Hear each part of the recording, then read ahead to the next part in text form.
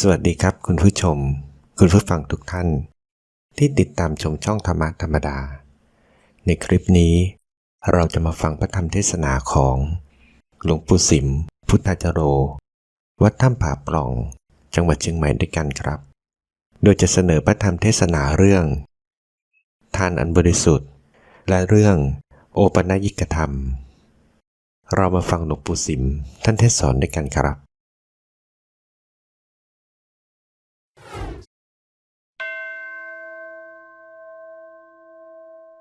นะโมตัสสะภะคะวะโต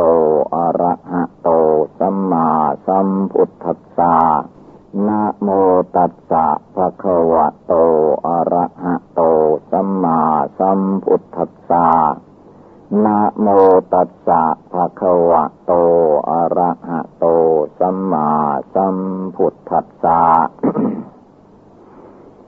ขอนอบน้อมแด่พระผู้มีพระภาคอรหันตสัมมาสัมพุทธเจ้าพระองค์นั้น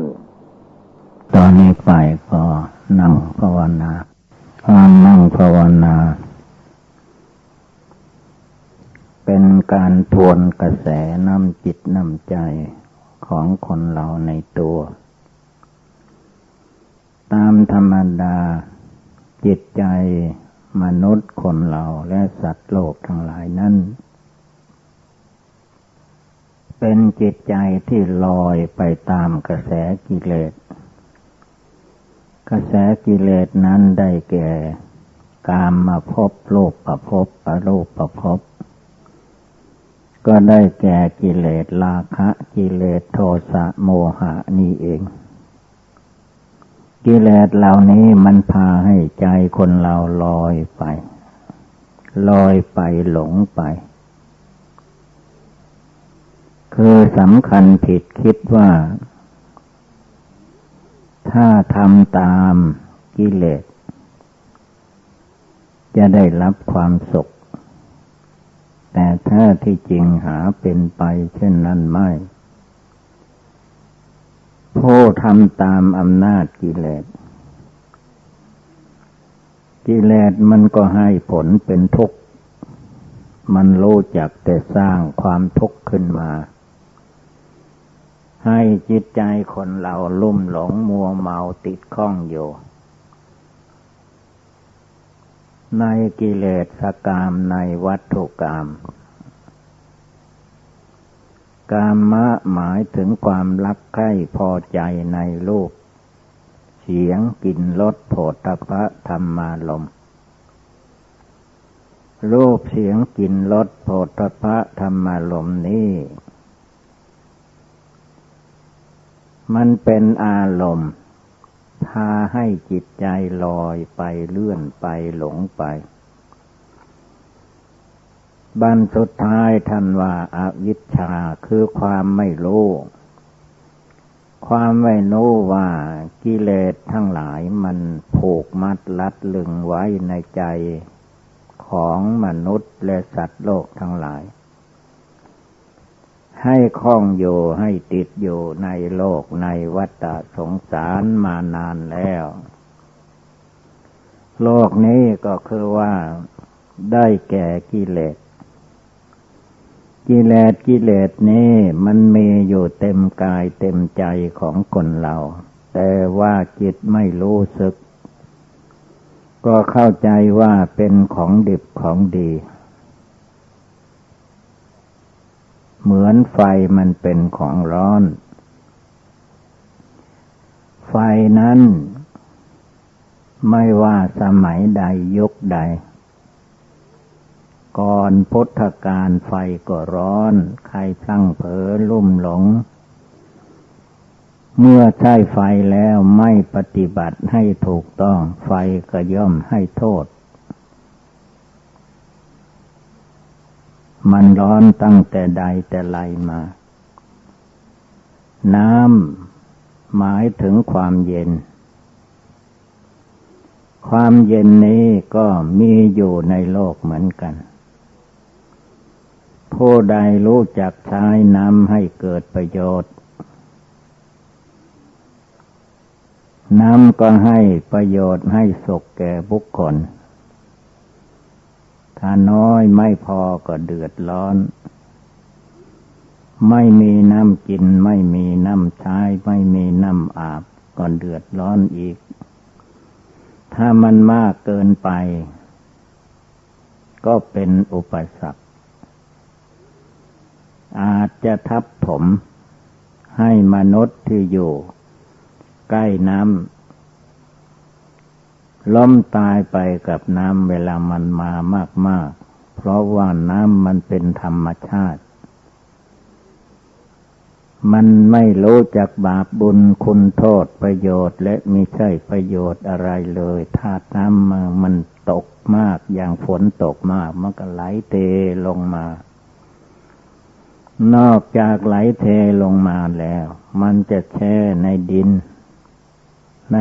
ในภูเขา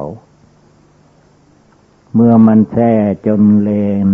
ละลายแล้วมันก็พาให้ภูเขาทั้งโลกละลายลงมาก็ได้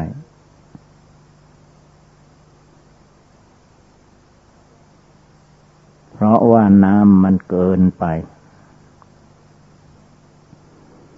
อันกิเลสราคะโทสะโมหะที่มนุษย์ชอบใจนักหนา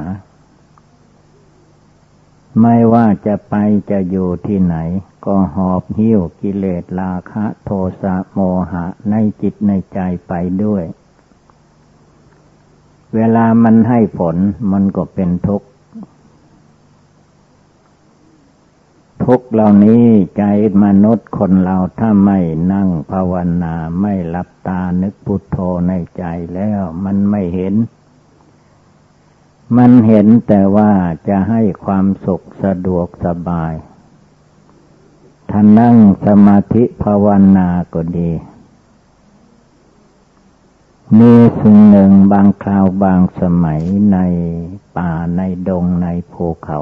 มันจะมีพวกเลี้ยนพวกยุงถ้าตัวใหญ่ขึ้นมามันก็เรียกว่ายุงถ้าเล็กลงไปเขาก็เรียกว่าลิ้นว่าเลนว่าลอดคำว่าลอดนั่นคือตัวเล็กที่สุดจนกระทั่งลอดเข้าไปในเส้นผมได้ลอดเข้าไปตามร่างกายมนุษย์คนเราได้ทุกส่วนภาษาเหนือเขาจึงว่าลอดมุ่งก็สู้ไม่ได้มันลอดเข้าไปนั่งภาวนาพุทโธพุทโธก็นั่งไม่ค่อยสงบมันลอดเข้าไปหามันเข้าไปมันก็กัดกินธรรมดาสัตว์เล็กน้อยมันก็กินอาหารน้ำเลือดน้ำเหลืองเป็นอาหารที่ดีที่สุดคนเราก็จิตมันก็หวงเลือดไม่ให้ทานต้องตั้งใจให้เป็นทานว่าทานังเมปริสุทธังนิพพานังปรมังสุขังให้เราตั้งใจทานไว้ว่าเลือดเนื้อเชื่อไขของข้าพเจ้าที่มีอยู่นี่ยุงก็ดีเหลือบก็ดีลักก็ตามอยากกินก็เชิญข้าพเจ้าทานยุงก็ทานลิ้นก็ทานลอดก็ทานเรียกว่าสละให้เป็นทานพระพุทธเจ้าพระองค์ภาวนาอยู่ที่ลุกขมูลล่มไม้แล้วว่าสละทานพระพุทธองค์อยู่ในป่าในต้นไม้นะพวกเล่นพวกยุงพวกนี้มันเยอะไม่ว่าที่ไหนไม่ว่าสมัยใดแต่พระองค์ทานแล้วว่าทานังเมปริสุทธัง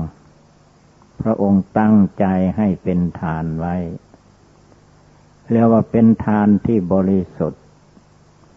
ไม่ต้องไปไปหาไม่ต้องไปสะสมที่ไหน เลือดเนื้อเชื้อไขที่ได้มาจากบิดามารดาผู้บังเกิดเกล้ามีอยู่เต็มตัวเราก็สละทานสัตว์เล็กสัตว์น้อยมันอะไรอาศัยได้กินมันก็มีกำลังบินกำลังเล่นไปตามภาษาสัตว์เราเสียสละให้มันเสียเรียกว่าทานังเมปริสุทธังทานังเมปริสุทธังปริสุทโธสละให้มันเอาแกจะกินเท่าไรก็กินไปเถิดเป็นทานของข้าพเจ้า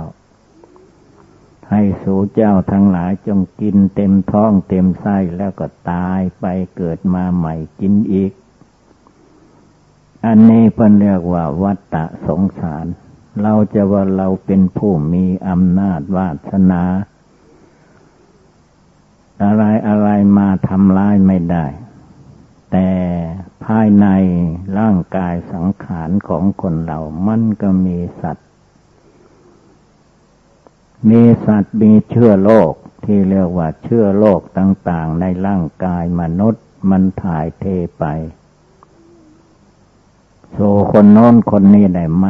มันเล็กมันละเอียดจนเหลือวิสัยแพทย์โรงพยาบาลจะรักษาให้ได้ตัวเองต้องรักษาตัวเองเมื่อสิ่งใดมันสุดวิสัยเหลือวิสัยก็ตั้งถวายทานไว้ประกาศทานไว้ว่าทานังเมปริสุทธังนิพพานังปรมังสุขัง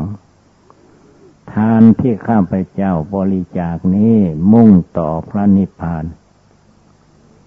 ขอให้ได้ถึงพระนิพพานถ้าไม่ถึงพระนิพพานตราบใดมาเกิดเป็นมนุษย์ก็เรื่องมนุษย์มันก็มีอยู่อย่างนี้ดีก็มีชั่วก็มีสรรเสริญก็มีนินทาก็มีดุด่าว่าร้ายป้ายสีให้แก่กันก็มีผู้คิดให้ตัวเองประเทศของตัวมีอำนาจวาสนาก็คิดเครื่องประหัตประหารขึ้นมาป้องกันอันนี้ก็คือว่ากิเลสราคะโทสะโมหะอันไม่รู้จักละนั่นแหละมันก็สร้างขึ้นมาทำขึ้นมาเป็นเครื่องประหัตประหารให้มนุษย์และสัตว์โลกทั้งหลายตายเป็นนับไม่ถ้วนเมื่อผู้ใดภาวนาทำใจให้สงบตั้งมั่นจะมองเห็นในใจว่าสัตว์โลกทั้งหลายไม่รู้ว่าใครเป็นใครแล้วมนุษย์ก็กินสัตว์สิ่งเดียรัจฉานกินลงมาตั้งแต่ช้างตัวใหญ่ที่สุดเขาก็กินมันปลาวาฬตัวใหญ่ที่สุดในน้ำเขาก็เอามากินมันตัวเล็กก็กินตัวใหญ่ตัวใหญ่ก็กินตัวเล็กได้มันเปลี่ยนกันกินไปตามหน้าที่ให้ตั้งใจเสียสละไว้ทุกอย่างทุกประการขนาดลิ้นยุงมันมาขอกินเราก็ไม่ยอมสละให้มันถ้าสละเสียว่าข้าพเจ้าตั้งใจไว้เป็นทานแล้วคล้ายกันกับว่าญาติโยมจะใส่บาตรพระเขาก็นึ่งข้าวหุงข้าวมีอะไรก็ห่อจอกห่อแจกไว้แล้วก็ตั้งไว้เวลาตุเจ้ามาบิณฑบาตก็ใส่ให้เขาก็ยังมีอันในจิตในใจในตัวเราก็ให้สละบ้างเลือดเนื้อเชื้อไขได้มาด้วยความบริสุทธิ์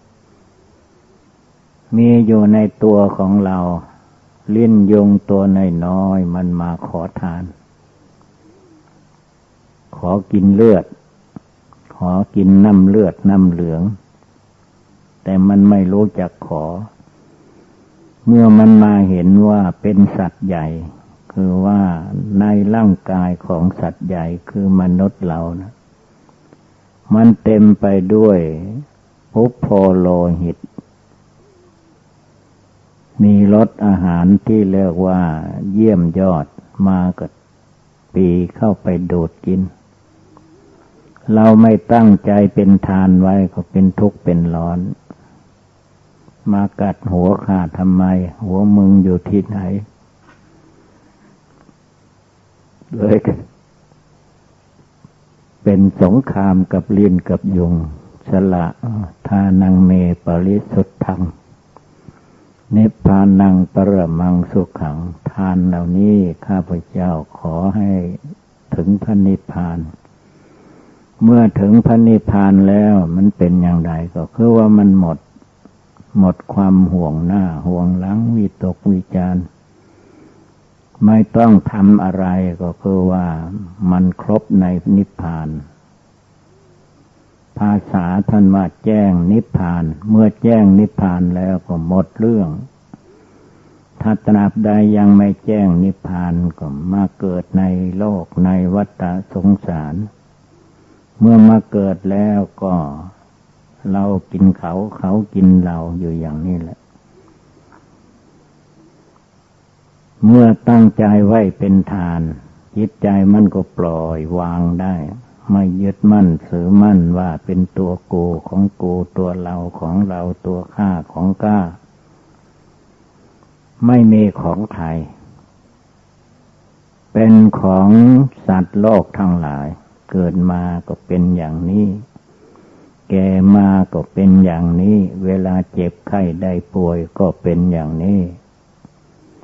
เวลาจะตายก็ทุรนทุรายบางคนเวลาจะตายอย่างมนุษย์เขาจะเรียกลูกเรียกหลานมาล้อมเข้าใจว่าลูกหลานสามีภรรยาพ่อแม่ปู่ย่าตาทวดเขาเข้าใจว่าจะช่วยได้มาล้อมข้างล้อมแอวแต่แท้ที่จริงมันช่วยไม่ได้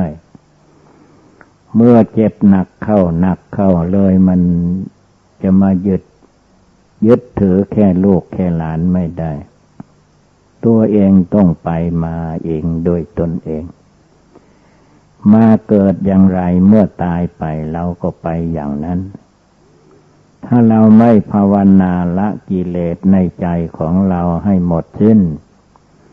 ความทุกข์ความเดือดร้อนเหล่านี้ก็จะบังเกิดมีขึ้นในจิตในใจถ้าเราเป็นผู้มีจาคะจิตสละให้แก่สัตว์ทั้งหลายสัตว์ตัวไหนจะกินก็กินไปข้าพเจ้าไม่ว่า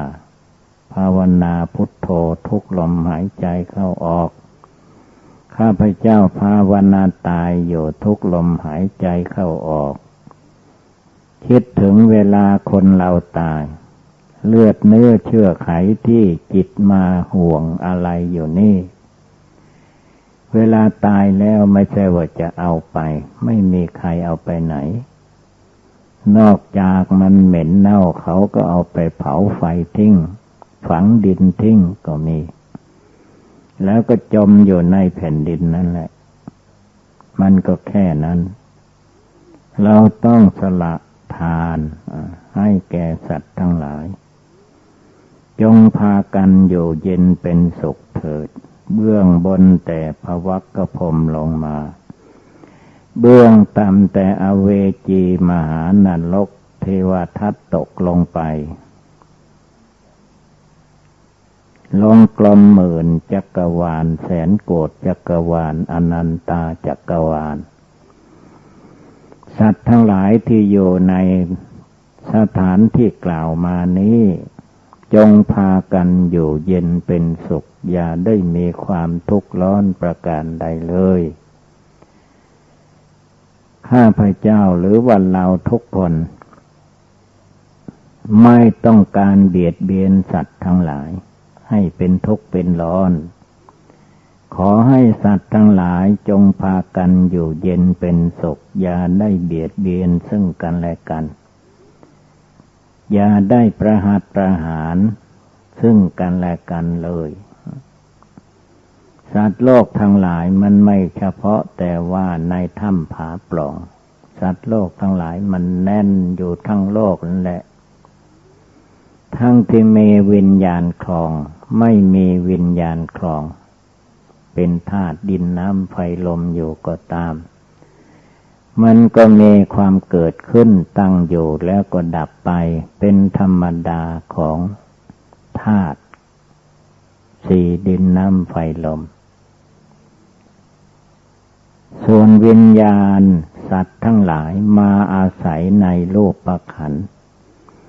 ร่างกายตัวตนคนเหล่านี้ก็เข้าใจว่ามันมีความสุขจะมาเอาความสุขแล้วความทุกข์มันก็เข้ามาก็เป็นทุกข์เป็นร้อนฉะนั้นต้องสละจาโคเสียสละปฏินิสโกปล่อยมันออกไปหมดที่เอามันจนจิตใจหลุดออกพ้นออกจากทุกขเวทนาเหล่านี้สิ่งใดที่เราเลิกได้ละได้ปล่อยวางได้แล้วก็ให้คอยระวังอะไรระวังมันจะยึดเอาถือเอาอีกไม่จบไม่สิ้นพระองค์ตรัสว่าจาโคเสียสละจาคะออกไปปล่อยวางออกไปปฏินิสสโกปล่อยมันออกไปละมันออกไปถอนมันออกไปหน้าตาชื่อเสียงยศลาภอะไรทุกอย่างเอาจนมันวิมุตติหลุดพ้นคำว่าวิมุตติหลุดพ้นก็จิตปล่อยวางไม่ไปยึดไปถือแล้วมันก็อย่าไปอาลัยเสียดายสละออกไปให้พ้นออกไปเมื่อจิตมันหลุดออกพ้นออกไปได้จิตมันก็สบายไม่งุดหงิดไม่หวั่นไหวไม่สั่นสะเทือนคือจิตใจมันเลิกได้ละได้ถ้าที่ไหนมันเลิกไม่ได้ละไม่ได้มันเป็นทุกข์เป็นร้อนเมื่อสิ่งที่ไม่สมหวังไม่สมปรารถนาเกิดขึ้นมันก็ทุกข์เลยทุกข์ก็ทำอย่างไรเพราะตัวเองเกิดมามีรูปมีนามแล้วมายึดถือรูปนามอันเป็นก้อนทุกข์กองทุกข์นี่ว่าเป็นตัวเราเป็นของเราเป็นตัวข้าเป็นของข้าจนกระทั่งยึดออกไปถึงภายนอกก็ยึดว่าแผ่นดินตอนนี้เป็นของเราเลือกสวนไร่นาที่ตัวได้มาตามธรรมชาติก็ว่าเป็นของตัวแท้ที่จริงในดินตอนไหนก็ตามมนุษย์และสัตว์ทั้งหลายมันก็ตายจมอยู่ในกองแผ่นดินนี่แหละผืนแผ่นดินทั้งแผ่นเป็นที่เกิดของสัตว์เป็นที่ตายของสัตว์อย่างนี้ตลอดมาแล้วก็จะพากันเกิดตายไปในอนาคตการนับไม่ถ้วนอีกเหมือนกันเมื่อพระพุทธเจ้าท่านภาวนาเห็นแล้วท่านจึงได้ปล่อยวางว่าสัตว์โลกทั้งหลาย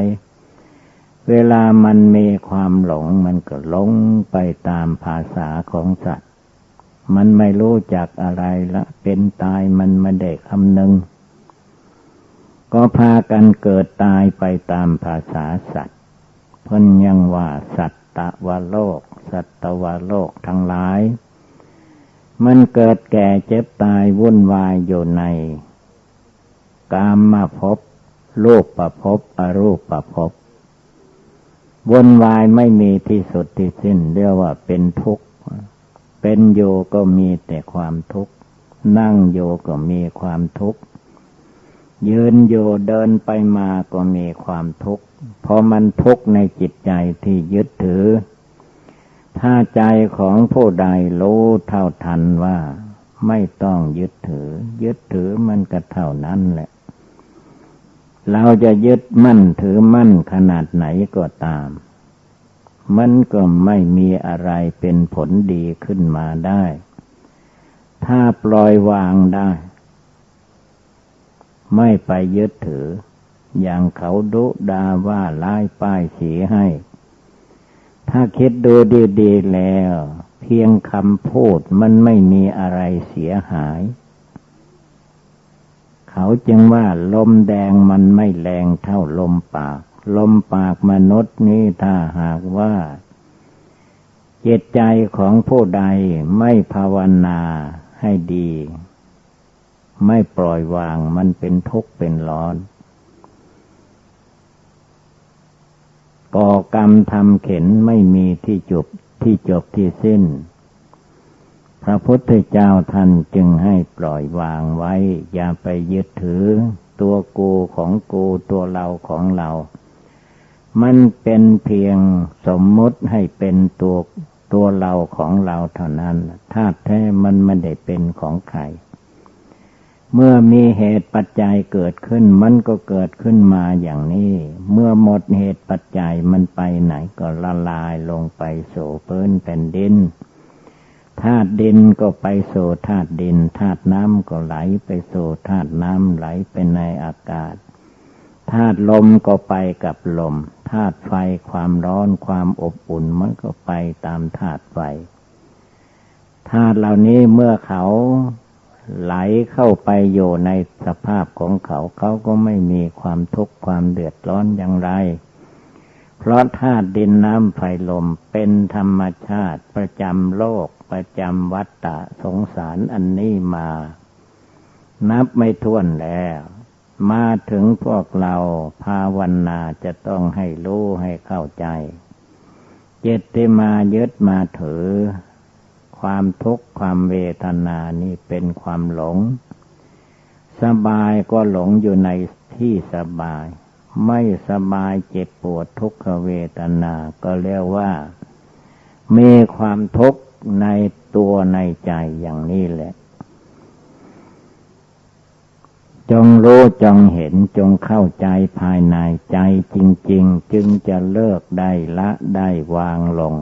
ถ้าไม่เห็นในจิตในใจมันก็หมดจะมาแก้ไขไม่ให้มีอย่างนั้นสิ่งที่ไม่ดีป้องกันไว้เมื่อสิ่งป้องกันไม่ได้แล้วก็เป็นทุกข์ละดังนั้นจงวางเฉยอุเบกขาจิต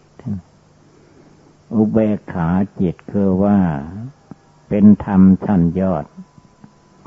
ในบารมี10บารมี30ทัศอุเบกขาบารมีพระองค์ก็เอาไปไว้สุดท้ายว่าผลที่สุดก็คือว่าทำใจให้เฉยอย่าไปกังวลกับใคร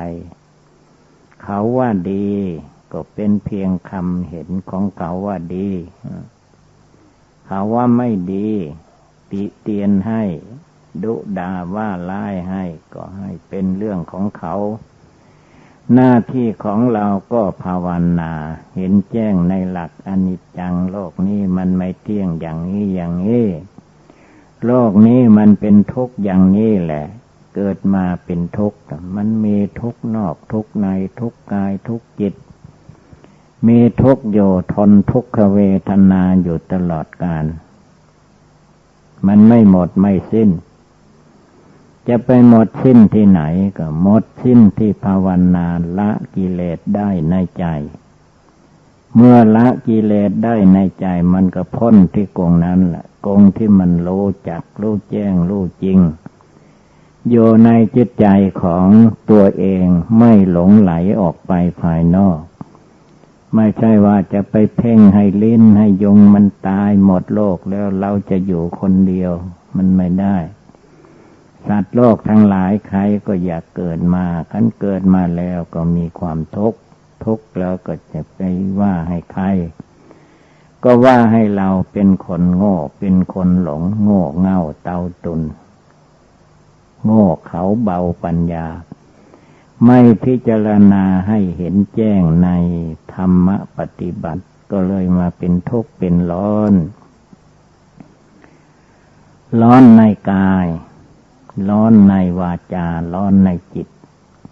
ทุกคนมันมีเครื่องร้อนอยู่ตลอดกาลถ้าว่าใจไม่ยังลงสู่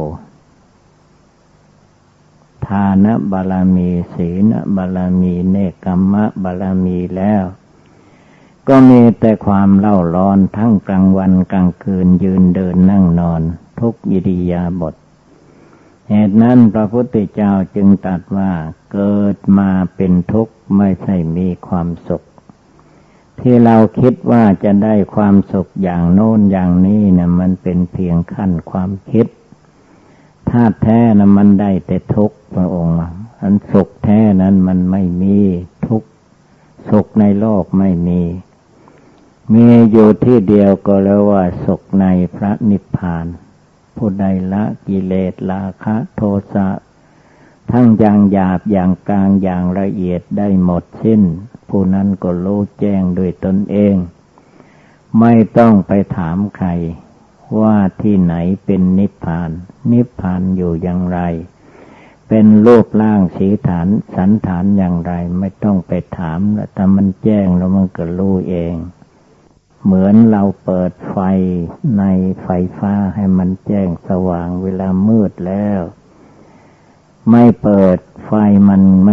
ม่สว่างก็ไม่เห็นไปไหนมาไหนก็ลูบไปคำไปถ้าแจ้งสว่างมันก็รู้จักว่าอะไรต่อมิอะไรอยู่ที่ไหนที่ไหนจะเกิดภัยอันตรายแก่ร่างกายสังขารของเราเราก็รู้เพราะว่าเมื่อมันสารไปตามหน้าที่เราก็รู้แจ้งด้วยสติคือความระลึกได้รู้แจ้งด้วยปัญญาคือความรอบรู้ในกองสังขารรู้แจ้งด้วยสมาธิจิตตั้งมั่นลงไปมันก็แจ้งอยู่ในจิตในใจของแต่ละบุคคลเมื่อไม่ภาวนาจิตมันก็มืดมันก็ดำเรียกว่าดำในจิตดำคือว่าไม่รู้แจ้งไม่เห็นจริงไม่ได้มาคิดอ่านพิจารณาให้มันเห็นเมื่อไม่เห็นท่านจึงว่าให้ตั้งใจว่าทุกสิ่งทุกอย่างในร่างกายของเรานี้เราตั้งใจเป็นทานไว้เรียกว่าทานังเมปริสุทธังนิพพานังปรมังสุขขังทานที่บริสุทธิ์ข้าพเจ้าตั้งไว้ในใจมุ่งหวังเพื่อถึงนิพพานให้เป็นนิสัยปัจจัยต่อเนื่องถึงนิพพานเถิดตั้งใจว่าให้เป็นทานเพื่อเอาพระนิพพานพระนิพพานอยู่ที่ไหนก็อยู่ที่จิตใจไม่โกรธให้ใครไม่โลภอยากได้ของใครไม่หลงไปตามกิเลสกามวัตถุกรรมเพราะว่าในโลกนี้มันเรื่องยุ่งยากมันอยู่ที่กิเลสต่างๆที่มันหลงโยกับรูปเสียงกลิ่นรสโผฏฐัพพะธรรมารมณ์รูปเสียงกลิ่นรสโผฏฐัพพะธรรมารมณ์จะเอาแน่นอนกับสิ่งเหล่านี้ไม่ได้เพราะว่าเกิดมาแล้วมันก็เจริญขึ้นเมื่อเจริญขึ้นหมดขีดแล้วมันก็ชำรุดทรุดโทรมไปเกิดแล้วก็ต้องดับไปเกิดแล้วก็ต้องดับไปชีวิตคนเราเหมือนฟองน้ำฝนที่ตกลงมาจากฟ้ามากระทบน้ำข้างล่างเกิดเป็นฟองขึ้นมาเหมือนไข่ประเดี๋ยวเดียวก็แตกดับไปแล้วก็ฝนเม็ดใหม่มาตกมันก็เป็นฟองขึ้นเป็นตัวเป็นตนประเดี๋ยวก็แตกดับไปอันจิตใจที่มาลุ่มหลงมัวเมาโยในกิเลสกามวัตถุกรรมนี้ก็เหมือนฟองน้ำประเดี๋ยวเดียวก็แตกไปดับไปเราจะมาเอาอะไรกับฟองน้ำจะมาเอาอะไรกับความสุขของโลกมันก็มีความทุกข์อย่างนี้นามก็มีความทุกข์อยู่อย่างนี้จงให้รู้แจ้งด้วยปัญญาอันชอบพระองค์ให้รู้แจ้งด้วยปัญญาอันชอบรูปนามกายใจธาตุสี่ขันธ์ห้าอายตนะทั้งหลาย ต้องรู้แจ้งด้วยปัญญาเมื่อรู้แจ้งด้วยปัญญาแล้วก็ปล่อยวางเมื่อปล่อยวางได้จิตมันก็หลุดออกแล้วมันก็พ้นไปก็มันพ้นไประยะหนึ่งแต่ว่าโลภนามกายใจยังสัมพันธ์กันอยู่มันก็รู้สึกสบายไม่สบายเจ็บปวดทุกขเวทนาช่างมันเถิดถ้าเรากำหนดได้ในใจนี้ว่าทุกสิ่งทุกอย่างมันไม่เที่ยงเป็นอยู่อย่างนี้ทุกสิ่งทุกอย่างมันไม่ใช่ของมั่นคงถาวรอนิจจังทุกขังอนัตตาเต็มโลกจิตอย่าได้มาลุ่มหลงมัวเมาอยู่ในสิ่งเหล่านี้จงเพียรพยายามทำใจให้ผ่องใสสะอาดรู้จักรู้ละรู้ถอนรู้ปล่อยรู้วางอย่ามารู้เพียงแค่ยึดมั่นถือมั่นในหน้าในตาในชื่อในเสียงในเกียรติยศต่างๆไม่ต้องมายึดถือให้รู้จักว่าสิ่งใดมันเกิดได้สิ่งนั้นมันก็เปลี่ยนแปลงแตกดับไปได้เหมือนกันเราจะมาให้สิ่งเหล่านี้คงที่ตามใจหวังนั้นไม่มีพระพุทธเจ้าจึงตรัสว่าโลกนี้เป็นโลกอนิจจังคือความไม่เที่ยงเป็นโลกทุกขังคือความเป็นทุกข์เป็นโลกอนัตตาคือไม่ใช่ตัวตนของเราของเขาไม่ใช่ของใครทั้งนั้นเขาเป็นโยมีโยอย่างนี้ในโลกนี้ใครมาลุ่มหลงมัวเมามันก็ติดอยู่ข้องอยู่อย่างนี้แหละผู้ใดรู้จักปล่อยวางในจิตใจของตนผู้นั้นก็ย่อมอยู่ดีสบายไม่ทุกข์ไม่ร้อนละกิเลสราคะอยู่ทุกเวลาละกิเลสโทสะอยู่ทุกเวลาละกิเลสโมหะอวิชชาตัณหาอยู่ทุกขณะจิตทุกขณะใจเมื่อผู้ใดทำอยู่ปฏิบัติอยู่อย่างนี้ผู้นั้นก็ชื่อว่าภาวนาใหม่บุญสำเร็จด้วยการภาวนาดังแสดงมาก็สมควรด้วยกาลเวลาเอวังก็มีด้วยประกาศนีติโยวิวัตชันตุสัพพะโลกโควินัสสตุมาเตภวัตวันตรายโยสุขีเทคายุโกภวะอภิวาทนาสิริสนิจจังวุธาปจายิโนจัตตารโอธรรมาวัฏันติอายุวันโนสุขังภา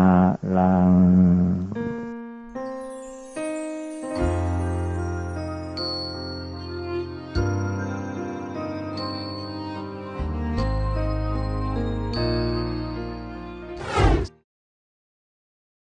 พระพุทธเจ้าผู้สร้างบุญบารมีนับเป็นอสงไขยจึงได้เป็นพระพุทธเจ้าขึ้นในโลกแต่ละพระองค์นับว่าเป็นผู้มีความภาคความเพียรความอดความทนมีสติปัญญาอันมั่นคงหนักแน่นจึงเข้าถึงซึ่งความพ้นทุกข์ภัยในวัฏสงสารทั้งหลายได้นะพร้อมด้วยพระสาวกทั้งหลายไปสู่พระนิพพานอันเป็นสถานที่ไม่ต้องมาเกิดมาแก่มาเจ็บมาไข้มาตายมาวุ่นวายเรื่องของตนและบุคคลผู้อื่นอยู่ในโลกนี้อีกต่อไปพระพุทธเจ้าพระอริยเจ้าทั้งหลายนั้นจึงเป็นที่กราบไหว้บูชาเทิดทูนเรียกว่าด้วยเสียงเก้าเพราะท่านทำความดีจนถึงซึ่งความพ้นทุกข์จึงควรกราบไหว้บูชาและควรภาวนาตามท่านแนะนำสั่งสอนไว้อย่างไรเรียกว่าไม่ต้องสงสัยเมื่อพระองค์ได้ตรัสรู้พระอนุตตรสัมมาสัมโพธิญาณแล้ว พระองค์ก็ลุกขึ้นโปรดเวไนยสัตว์ทั้งหลายไม่ใช่ว่าพระองค์พ้นทุกข์แล้วสบายแล้วก็ไม่เกี่ยวข้องบุคคลผู้อื่นเหมือนปุถุชนคนธรรมดาสามัญในโลกจะเป็นมนุษย์ก็ตามเทวดาอินพรหมก็ตามเมื่อมีความสุขสบายแล้วก็ไม่เกี่ยวข้องกับบุคคลผู้ใดแต่พระศาสดาจารย์สัมมาสัมพุทธเจ้านั้นพร้อมด้วยพระอริยสงฆ์สาวกนับตั้งแต่พระโสดาพระสกิทาคาพระอนาคาพระอรหันตาขินาศพท่านไม่หยุดไม่หย่อนช่วยมนุษย์ด้วยความเมตตาสงสารช่วยเต็มที่ช่วยด้วยพรหมวิหารสี่เมตตากรุณามุทิตาอุเบกขาแผ่ไว้ในโลกเต็มโลกมนุษย์และสัตว์ทั้งหลายเรียกว่ากราบไหว้บูชาท่านเป็นผู้มีคุณอันใหญ่ยิ่งคุณพระพุทธเจ้าเรียกว่าไม่มีประมาณคุณพระธรรมไม่มีประมาณคุณพระอริยสงฆ์ไม่มีประมาณคือว่ามากมายเหลือหลายสมควรจิตใจเราจะน้อมไหว้กราบไหว้บูชาเทิดทูนไว้ในหัวใจไม่ให้จิตใจหลงลืมได้สมกับคำว่านัตถิเมสรณังอัญญังพุทโธเมสรณังวรังพระพุทธเจ้าเป็นที่พึ่งของเราไม่มีที่พึ่งอื่นนอกจากพระพุทธเจ้าพระธรรมเป็นที่พึ่งพระอริยสงฆ์สาวกเป็นที่พึ่งคือว่าพระพุทธพระธรรมพระสงฆ์เป็นที่พึ่งได้จริงๆไม่มีการเปลี่ยนแปลงไม่เหมือนปุถุชนคนในโลกหรือสัตว์ทั้งหลายมีการเปลี่ยนแปลงไปพึ่งได้พึ่งไม่ได้แต่พระพุทธพระธรรมพระสงฆ์ท่านว่าเป็นที่พึ่งได้แม้องค์ท่านจะดับขันธ์เข้าสู่นฤพานไปแล้วก็ตามคนของท่านที่ทำไว้ในโลกยังมีอยู่เรียกว่าพระพุทธเจ้าเป็นที่พึ่งพระธรรมเป็นที่พึ่งพระอริยสงฆ์เป็นที่พึ่งศีลสมาธิปัญญาเป็นที่พึ่งอันประเสริฐเลิศลอยของพุทธบริษัททั้งหลายจงพากันเพียรพยายามอย่าได้มีความท้อถอยเมื่อใจของเรามั่นอยู่ในคุณพระศรีรัตนตรัยคือพระพุทธธรรมพระสงฆ์เมื่อผู้ใดเอาจิตใจของตนมากราบไหว้บูชาคุณพระศรีรัตนตรัยได้ตลอดเวลาความทุกข์ร้อนในจิตในใจย่อมไม่มีเมื่อจิตใจไม่มีความทุกข์ร้อนกายวาจาก็ไม่มีความทุกข์ร้อนเหมือนกันมีกายมีชีวิตก็เป็นของเยือกเย็นสบายไม่วุ่นวายเดือดร้อนมีวาจาพูดจาปราศัยก็ไม่ทำความเดือดร้อนให้แก่มนุษย์และสัตว์ทั้งหลายมีใจแม้จะคิดนึกอะไรก็นึกให้เขามีความสุขความสบายไม่อิจฉาตาร้อนเหมือนสัตว์โลกในโลกนี้คนสัตว์ทั้งหลายที่อยู่ในโลกนี้เมื่อไม่พอใจกับบุคคลใดนอกจากคำพูดนอกจากการกระทำแล้วจิตใจก็ เบียดเบียนซึ่งกันและกัน ไม่มีความเมตตากรุณามุทิตาอุเบกขา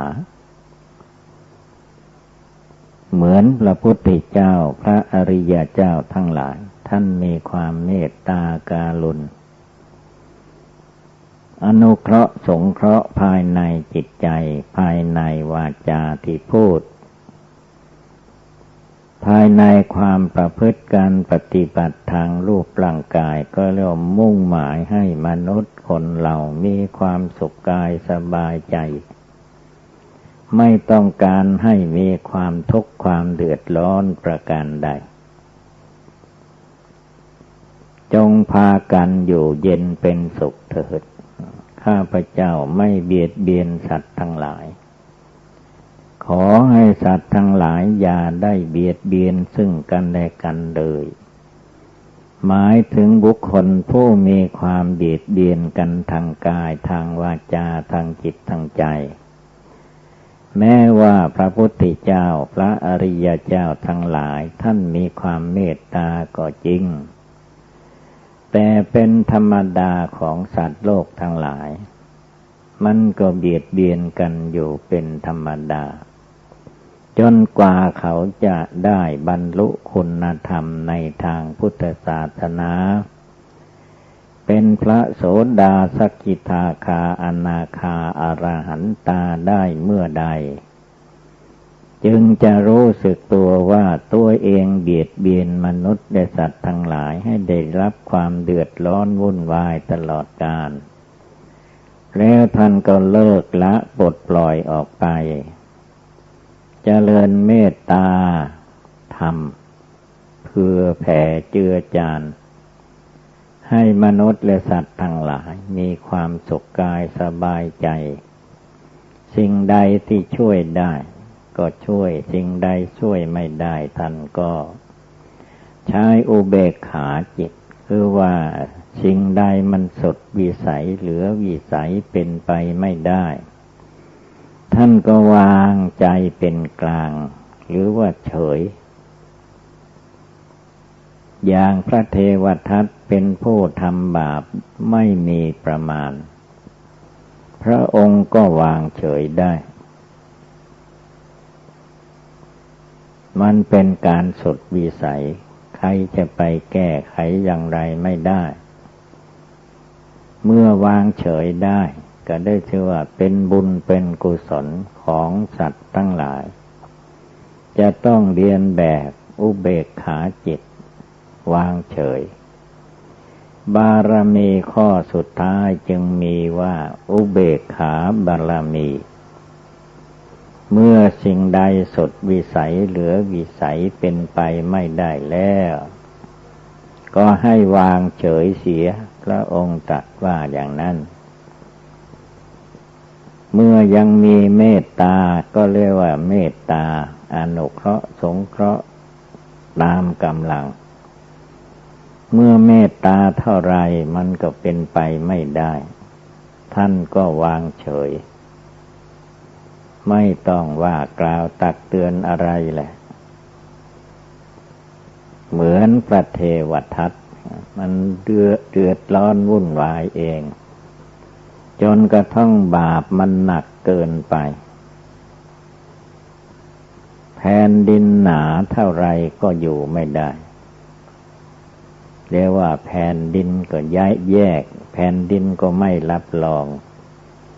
ไม่ให้อยู่บนแผ่นดินเมื่อแผ่นดินแยกพระเทวทัตก็ตกลงไปสู่อเวจีมหานรกมหานรกเรียกว่านรกใหญ่เป็นนรกใหญ่ที่สุดเวลาตกลงไปก็เรียกว่าไม่ใช่เพียงแต่ว่าตายแล้วไปตกนรกเล็กน้อยนอกจากอเวจีเนี่ยเรียกว่าตายแล้วจึงไปตกอเวจีนี่เรียกว่าตกลงหมดทุกอย่างแผ่นดินก็ทานไม่ไหวมันบาป เรียกว่าจิตใจมันบาปกายมันก็บาปวาจามันก็บาปกระดูกเส้นเอ็นมันก็บาปไปหมดมันก็อยู่ไม่ได้ไม่มีอันใดจะรับรองได้เมื่อรับรองไม่ได้แผ่นดินก็แยกตกลงไปทุกวันนี้ก็มีความทุกข์ความเดือดร้อนแสนสาหัส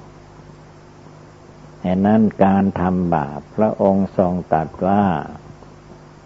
บาปนั้นอย่าพากันทำแม้เคยทำทางกายมาแล้วก็ให้เลิกละเสียเพราะการทำบาปย่อมเดือดร้อนเมื่อภายหลังการพูดการกล่าวด้วยวาจาได้แก่คำพูดคำดุด่าว่าร้ายให้แก่กันและกันให้แก่มนุษย์และสัตว์ทั้งหลายก็ให้หยุดได้แล้วเพราะว่าวาจาที่เป็นบาปพูดไปแล้วมันเดือดร้อนเมื่อภายหลังมันตามมาให้เป็นทุกข์เป็นร้อนผู้ปฏิบัติธรรมผู้เห็นทุกข์เห็นโทษในวัฏสงสารควรละเว้นวาจาที่ไม่ดีเห็นเขาพูดเขาว่าอะไรก็อย่าไปหลงอย่าไปเข้าใจว่าการพูดในทางวาจาเป็นบาปไม่ใช่เป็นเรื่องโก้เก๋ไม่ใช่เป็นเรื่องควรที่จะไปเรียนแบบขึ้นชื่อว่าบาปจะเป็นคำพูดก็ตามพระพุทธองค์ก็ไม่ให้พูดมาแล้วก็ให้หยุดเสียตั้งใจใหม่ไม่ต้องพูดไปอีกถ้าพูดไปทำไปบาปต่างๆมันก็ตามให้ผลร้อนไหม้เป็นนรกเป็นมหานรกเป็นนรกอเวจีเดือดร้อนวุ่นวายเดือดร้อนวุ่นวายใครก็เดือดร้อนวุ่นวายผู้ทำบาปด้วยกายผู้พูดบาปทางวาจาผู้คิดบาปทางดวงใจผลที่สุดทั้งหมดกายวาจาจิตของผู้ทำบาปพูดบาปคิดบาปก็ได้รับความเร่าร้อนคำว่าเร่าร้อนนั้นเราจะมองด้วยตาไม่เห็นแต่มันร้อนอยู่ในใจราคะกินาไฟคือราคะโทสะกินาไฟคือโทสะโมหกินาไฟคือโมหะกิเลสคือไฟราคะโทสะโมหะนี่แหละมันเป็นของร้อนยิ่งกว่าไฟธรรมดาไฟธรรมดาอย่างไหม้ที่สุดก็ให้ชีวิตของบุคคลผู้นั้นแตกดับไปไฟก็หยุดแค่นั้นแต่ว่าไฟราคะไฟโทสะไฟโมหะไฟอวิชชาตัณหามานะทิฏฐิไฟอันนี้ไม่หยุดแค่นี้จะต้องไหม้จากภพนี้ชาตินี้เดี๋ยวนี้เป็นต้นไปจนต่อเนื่องไปภพใหม่ชาติใหม่ก็ตามไปไหม้ได้แก่ความร้อนกายร้อนวาจาร้อนดวงจิตดวงใจฉะนั้นการทำบาปพูดบาปคิดบาปก็ให้พากันหยุดได้แล้วไม่ต้องพูดไม่ต้องทำไม่ต้องคิดแต่ภาวนาในใจของตนให้ได้ทุกขณะทุกเวลามีการภาวนาพุทโธบ้างธัมโมบ้างสังโฆบ้างดีกว่าที่จะไปทำบาปด้วยกายด้วยวาจาด้วยความคิดนึกอิจฉาตาร้อนแก่มนุษย์และสัตว์โลกทั้งหลายท่านให้ภาวนาเป็นนิจติดต่อกันไปพุทโธคุณพระพุทธเจ้าน้อมนึกนำลึกไว้ในใจ ธัมโมคุณพระธรรมคำสอนของพระพุทธเจ้าน้อมนึกระลึกไว้ในใจสังโฆคุณพระอริยสงฆ์สาวกเจ้าทั้งหลายน้อมนึกลำลึกไว้ในดวงใจ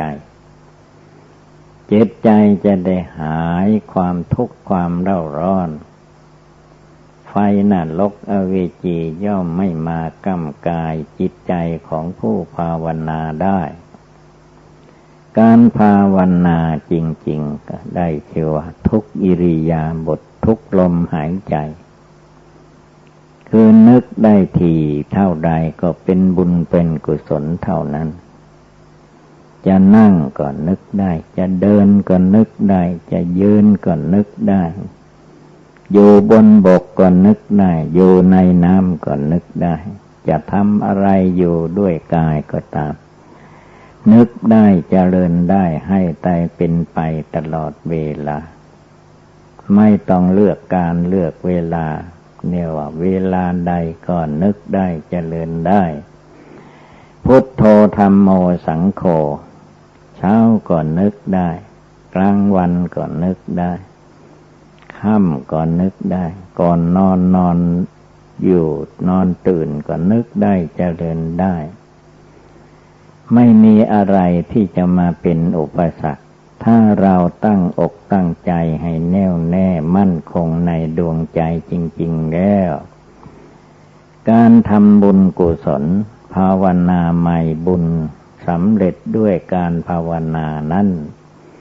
ย่อมไม่เลือกการไม่เลือกเวลาไม่เลือกว่าเด็กหนุ่มแก่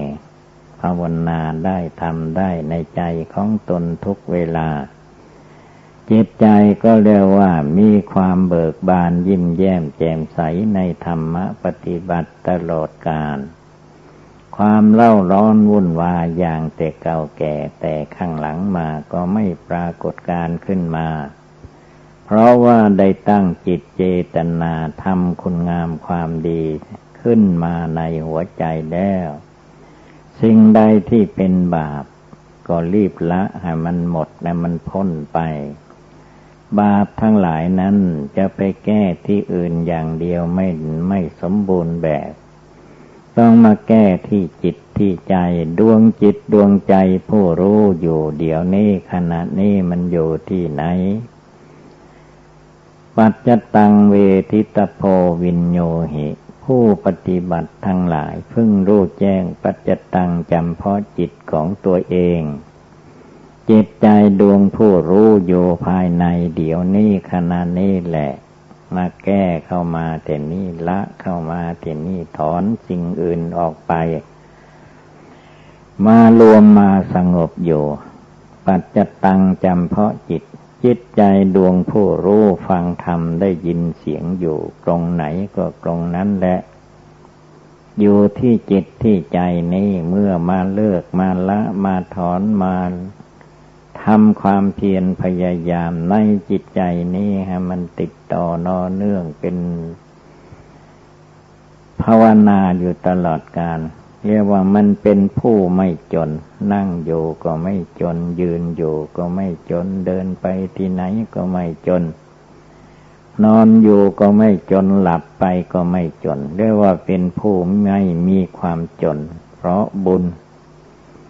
ญกุศลที่เรานึกเราเจริญเราภาวนาอยู่นี่แหละเป็นนิสัยปัจจัยฝึกฝนอบรมทั้งกายทั้งวาจาทั้งจิตทั้งใจตลอดเวลาสิ่งใดชั่วเหลวไหลเลิกทิ้งละทิ้งแม้จิตใจหนึ่งมันอยากจะทำก็ตามอย่าไปทำมันอยากจะพูดก็ตามอย่าไปพูดมันอยากจะคิดก็ตามอย่าไปคิดแล้วก็ให้มันแล้วไปอย่าไปคิดชั่วให้มันเสียหายคิดดีคือว่าคิดเจริญสมถกรรมฐานคิดเจริญวิปัสสนากรรมฐานกำหนดหลักอนิจจังทุกขังอนัตตาได้ตลอดกาลในจิตใจของผู้ปฏิบัตินี่แหละจึงชื่อว่าพระธรรมอยู่ที่นี่พระวินัยอยู่ที่นี่สัทธุศาสนาคำสอนของพระพุทธเจ้าอยู่ที่ตัวที่ใจ เมื่อผู้ใดมาเลิกละความชั่วเสียหายในใจนี้ออกไปให้หมดสิ้น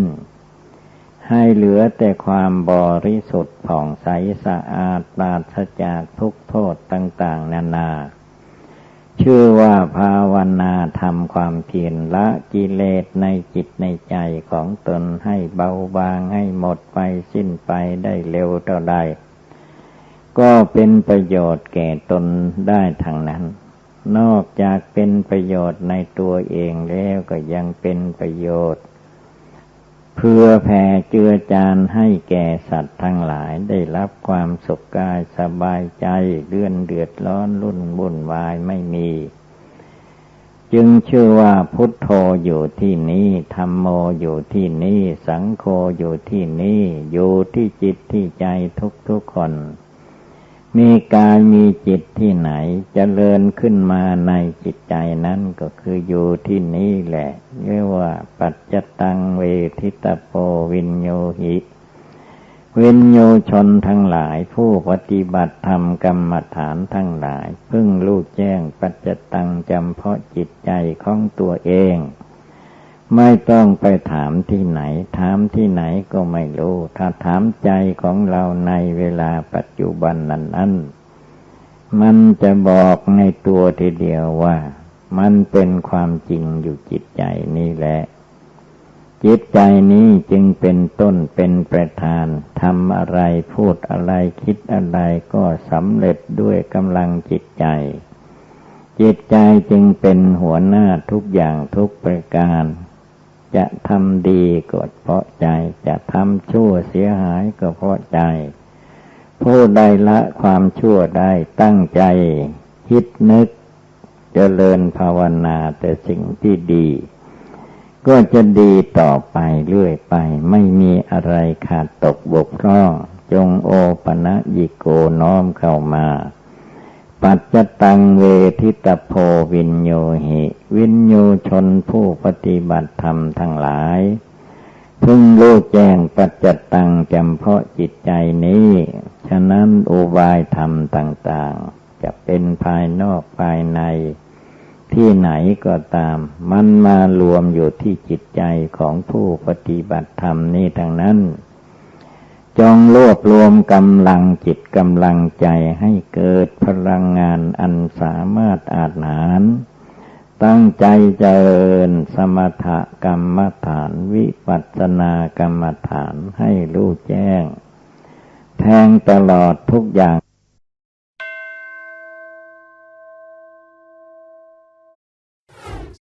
เวลาความสุขมาถึงเข้าเราจะไปเอาความสุขในความสรรเสริญเยินยอมักมีสีสุขอย่างเดียวแต่เราหารู้ไม่ว่าความสุขมีที่ไหนความทุกข์ก็มีที่นั่นโอวาทธรรมหลวงปู่สิมพุทธาจโรขอขอบคุณทุกท่านที่ได้สนับสนุนช่อง YouTube ธรรมะธรรมดาด้วยครับทุกครั้งที่ท่านดูอย่าลืมช่วยกันกดไลค์กดแชร์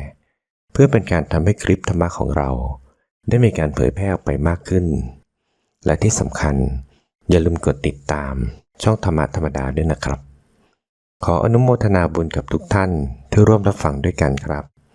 สาธุ